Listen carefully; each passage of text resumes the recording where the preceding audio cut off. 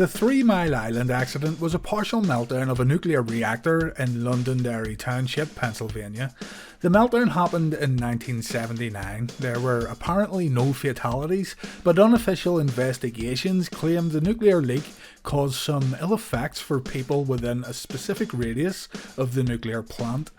Others say there was a giant cover-up and fatalities actually did indeed happen, and the ill effects people suffered within the radius were more extreme than what was reported. But anyway, what does all this have to do with wrestling? Well, a survivor of the 3 Mile Island accident would make his way to the WWF, in storyline of course. The survivor's eyes had turned green and his tongue turned a bright red, and his name was Adam Bomb. Yes, it's ridiculous, but it was also 1993 in the WWF. Nothing was off limits when it came to gimmicks. Portrayed by Bryan Clark, Adam Bomb would leave quite a mixed impression on wrestling fans as the years went on. Many will immediately point and laugh at this silly new generation gimmick, while others remember the character quite fondly and they enjoyed watching Bryan in the ring. He was an imposing figure for sure. He was extremely agile for someone his size, and while the gimmick perfectly sums up this era in the World Wrestling Federation, looking past the character reveals a very capable pro wrestler who I personally feel should have gotten a little bit more out of the wrestling business. So in today's video, let's take a look at Adam Bomb in the WWF. The Adam Bomb character did have a little bit of truth sprinkled into it. Bryan did grow up close to 3 Mile Island in Pennsylvania. Bryan was born in Harrisburg, and immediately after finishing high school, Bryan joined the military. After his military days were over, he got a full scholarship at Central Missouri State. Bryan was also a fan of pro wrestling, but he didn't just want to be a fan, he wanted to make wrestling his career. He moved to Atlanta and was trained by Jody Hamilton and the Sarge, and in 1989, Bryan Clark made his wrestling debut working as the Nightstalker, and he began competing in the AWA, where he quickly rose as a main player within the company. Ox Baker, a man who helped Bryan break in, also became Bryan's manager during this time, helping Clark get over here thanks to his experience on the mic. When the AWA collapsed in 1990, Bryan Clark made his way to World Championship Wrestling, debuting on the November 10th edition of WCW Saturday Night in a winning effort against Gary Jackson. Bryan found himself working against Sid Vicious at Clash of the Champions 13, taking a defeat here from Sid, but still finding yourself on a Clash show in a singles match in under 2 weeks after your debut is still a decent accomplishment. The Sid match, however, was awful. One of the worst WCW matches of this era, unfortunately. It's hard to say anything good about it.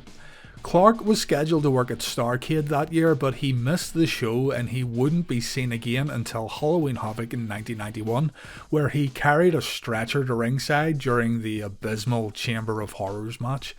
The Nightstalker teamed with Rick Steiner to take on Big Van Vader and Mr. Hughes in a lethal lottery match at Starrcade 1991, Bryan's final match of this WCW run. Bryan would make his way to Smoky Mountain Wrestling next after Paul Orndorff recommended Bryan to Jim Cornette, beginning a successful run here as Jim Cornette saw the potential in Bryan Clark. Jim said that Bryan was still green when he came into Smoky Mountain Wrestling, but he stayed around the right people and got better with time. There's a lot of confusion in regards to the WWF debut of the Adam Bomb character. Some say it was against Virgil, others say it happened on Raw against Phil Apollo, others say it was on WWF Superstars against journeyman Bert Centeno. The debut was actually 2 whole months before any of these matches on an episode of WWF Challenge, taped on the 25th of March 1993. Adam Bomb defeated PJ Walker on this episode, better known as Just Incredible. Granted, this match aired at a later date, but this indeed was the first match Adam Bomb competed in the WWF with the Adam Bomb character. Bryan returned to Smoky Mountain Wrestling afterwards to finish up his obligations, and then the Bert Centeno match took place on Superstars. However, this was a taped show, so his match against Virgil on Wrestling Challenge on the 5th of May aired before the Bert Centeno match. Yes, I know it's a bit confusing, but it's due to shows being taped and what you see on TV actually happening in a different order when comparing to the real life touring schedule. Johnny Polo was put with Adam Bomb as a mouthpiece, and yeah, we're off to the races. Adam Bomb made his Raw debut on the May 24th episode, defeating Phil Apollo in dominant fashion. So, from the Nightstalker to Adam Bomb, wearing those radioactive goggles and the bride outfit and all that, the gimmick was definitely cartoony and silly, but you might be surprised to learn that Bryan Clark had a choice when it came to selecting his character. Bryan made quite a revelation when asked about the genesis of the Adam Bomb gimmick when he said, "They, the WWF, said, we'll work on a couple of gimmicks for you and send you some stuff. They sent me some photos and some ideas, and one of these ideas was the one they offered Stone Cold, which was the Ringmaster, and the other was Adam Bomb. And so I thought, well, I could probably do a little more with Adam Bomb than what I could with the Ringmaster, as I wasn't a Ringmaster at the time, so that's the one I went with." It's crazy to think that Bryan Clark could have been the Ringmaster. Steve Austin became Stone Cold due to the Ringmaster stuff leaving a real bad taste in his mouth. So the Ringmaster stuff is kind of a part of Steve Austin's story. I just found this really interesting. Also, Bryan Clark made his WWF debut in mid-1993, so think about that. The Ringmaster character would sit in Vince's back pocket for a further 2.5 years before giving it to Steve Austin. He must have thought it was a really good idea. Bryan's first problem in the WWF, according to him, was being paired with Johnny Polo, better known of course as Raven. In short, Bryan Clark did not like Johnny Polo. Bryan said, "I didn't think it was a good idea at all. Too much comedy, and he had a lot of heat backstage too. Just with his mouth, he always got himself in trouble. He got punked out so many times, and I didn't want to be associated with him. A lot of people didn't like him. I just knew it wasn't a good fit for me personally." So, already being managed by someone that he didn't personally like, Adam Bomb was brought in as a heel, this nuclear meltdown survivor, and he dominated during his first few months within the company, totally steamrolling through the opposition that was placed in front of him. Mainly, Adam Bomb faced job guys on TV, but he was also scoring big wins on the house shows against the likes of Tito Santana and Owen Hart. The house show matches would soon change though, and Adam found himself losing to The Undertaker frequently when cameras weren't rolling, but on TV he remained dominant. By the time Adam Bomb made his pay-per-view debut at the 1993 Survivor Series, he was now being managed by Harvey Whippleman, as Johnny Polo wanted to focus his managerial skills on the Quebecers. By the sounds of things too, Bryan Clark was all too happy to get rid of Johnny Polo as a manager. Anyway, Adam Bomb worked in the opening traditional Survivor Series match of this show, teaming up with IRS, Diesel and Rick Martel to take on Marty Jannetty, the 1-2-3 Kid, Razor Ramon and Macho Man Randy Savage. Some big names here sharing the ring with Adam Bomb, showing that the WWF were giving him a decent push here. This is an underrated Survivor Series match also. The crowd was pumped up from start to end on this one. It's a good match. The babyfaces won, though Adam Bomb was the last man eliminated from his team. Adam Bomb would then make his way to the 1994 Royal Rumble, where he was the last entrant in the Rumble match. However, he was eliminated by eventual co-winner Lex Luger.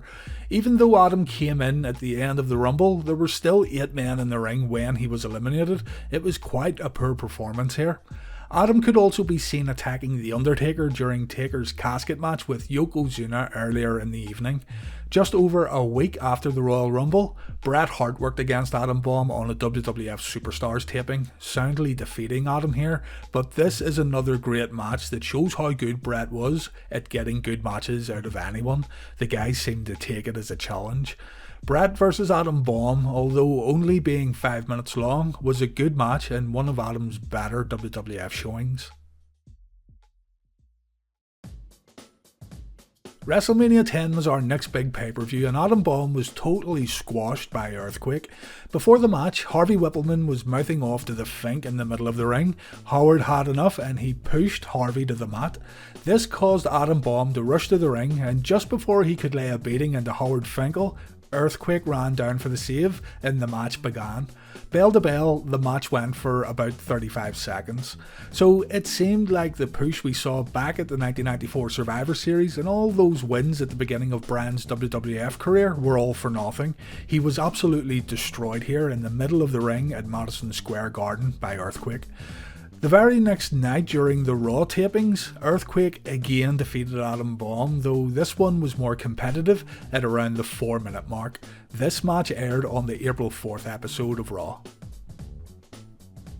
Shortly after this, Adam Bomb would ditch Harvey Whippleman and become a babyface.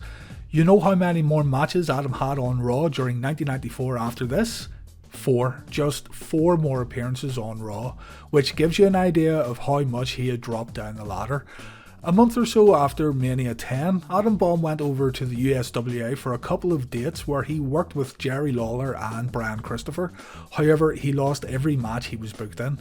His next Raw appearance was in July of 1994, losing to Yokozuna via countout, and the following month he picked up a win against Dwayne Gill on the WWF's flagship television show.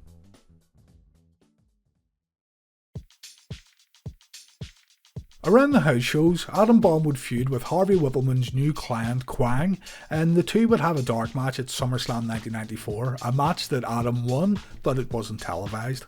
Adam's next Raw match was against Phil Apollo, the same Phil Apollo that Adam Bomb faced in his Raw debut over a year prior.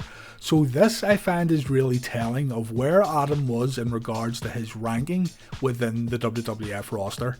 He was back at square one, there just didn't seem to be a place for him. It's strange too, I mean, look at the guy, he had all the makings of a star, he was decent in the ring, but something just wasn't clicking with Adam Bomb. The gimmick didn't help of course, but worse stuff did get over during this time period within the WWF. Adam's next Raw appearance then saw him defeat another job guy, Jason Arndt, on the November 21st, 1994 episode.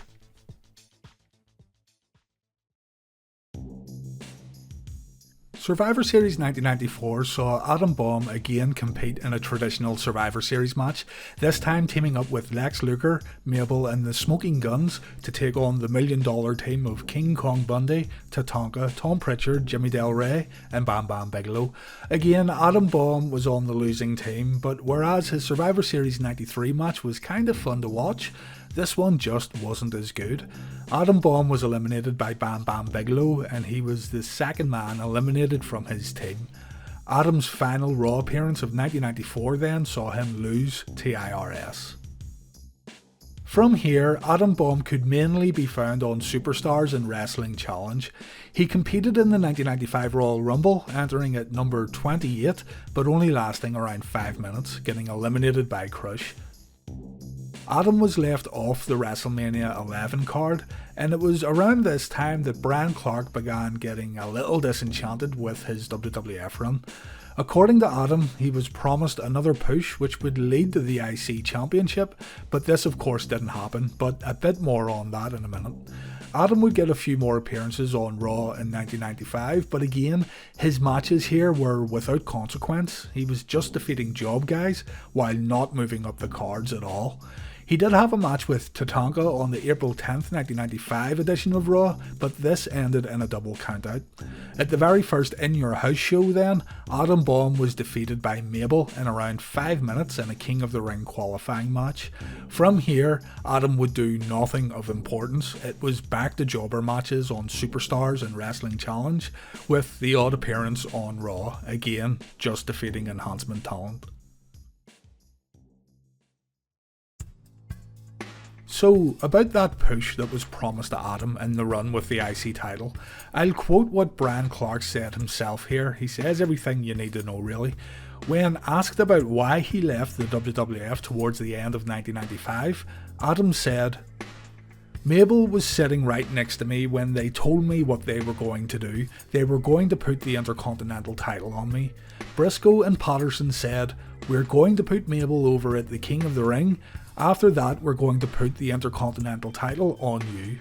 So then he, in reference to Vince McMahon, basically lied about it and backed out. I'm not big on people lying to me. I just said, you know what, I've had enough of this, I've got a family. So I had a job waiting for me with Bischoff in Atlanta, and I lived in Atlanta, and that's where I wanted to be anyways, so that's what happened.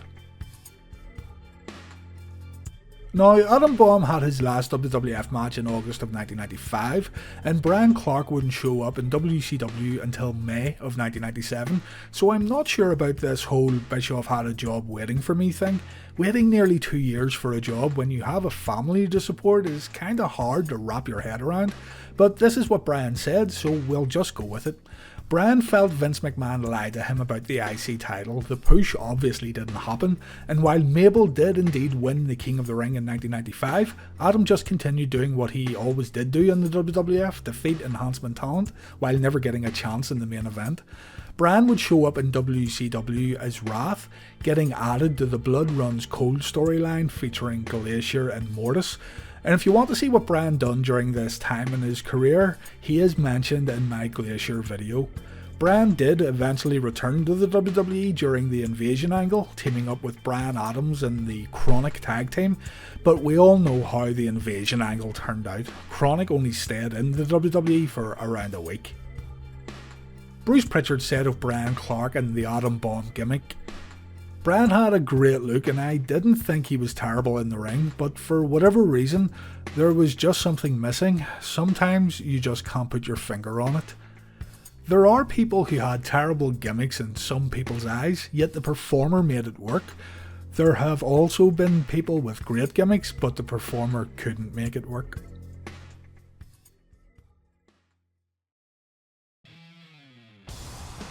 And that's it guys for Adam Bomb. Not much more to say on the character.